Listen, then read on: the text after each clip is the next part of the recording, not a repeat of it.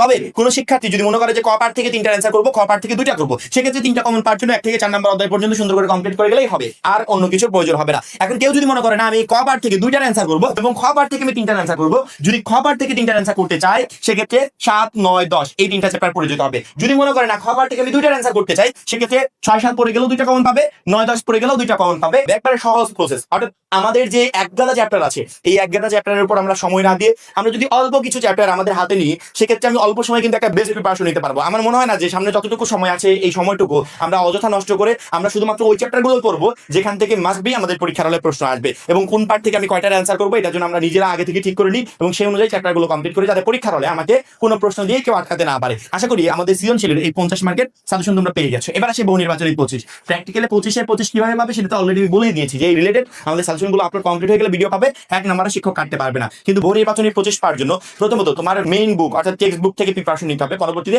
বিগত 5 বছরের বোর্ডের এমসিকিউ পড়তে হবে। এইগুলোর জন্য আলাদা করে 200, 500 আমি সাজেশন দিয়ে দিলাম এরকম সাজেশন হয় না। তোমাকে মেইন বই প্রত্যেকটা চ্যাপ্টার সুন্দর করে কমপ্লিট করতে হবে, করার পরবর্তীতে বিগত 5 বছরের বোর্ডের এমসিকিউ পড়তে হবে। মেইন বই প্লাস বিগত 5 বছরের বোর্ড এমসিকিউ, এই দুইটা যদি কোনো শিক্ষার্থী কমপ্লিট করতে পারে সেক্ষেত্রে তার এমসিকিউ 25টার ভিতরে 25টাই কমন থাকবে। আমি জানি না যে কে কোন রাইটারের বই বা লেখকের বইটা পড়ছো, তুমি যেই রাইটারের বই পড়ো না কেন ওই বই প্রত্যেকটা চ্যাপ্টার সুন্দর করে কমপ্লিট করবে এমসিকিউর জন্য। পরবর্তীতে বিগত 5 বছরের বোর্ডের এমসিকিউ পড়বে। বিগত 5 বছরের বোর্ডের এমসিকিউ আমরা তোমাকে যে পিডিএফ কোর্সে যুক্ত হতে বলছি সেখানে সুন্দর করে দেওয়া আছে, ওইগুলো এখান থেকে নিবে, প্লাস তোমার কাছে যে বইটা আছে এই বইটা সুন্দর করে কমপ্লিট করবে। এই দুইটা হাতের আয়ত্তে থাকলে এই 25টা এমসিকিউ তোমার হাতের আয়ত্তে থাকবে, অর্থাৎ মিস হবে না একটাও। সেক্ষেত্রে আমার মনে হয় না যে এই প্র্যাকটিক্যাল নিয়ে, এই এমসিকিউ নিয়ে বা এই সৃজনশীল নিয়ে কোনোটা নিয়েও কারো টেনশন আছে। আমাদের গাইডলাইন শুধুমাত্র উচ্চতর গণিত প্রথম পত্রে না, তুমি যে কোনো সাবজেক্টে ফলো করে যদি পরীক্ষার হলে যেতে পারো, ইনশাআল্লাহ প্রত্যেকটা সাবজেক্টে তোমার এই প্লাসটা কনফার্ম থাকবে এবং বেস্ট একটা রেজাল্ট করতে পারবে।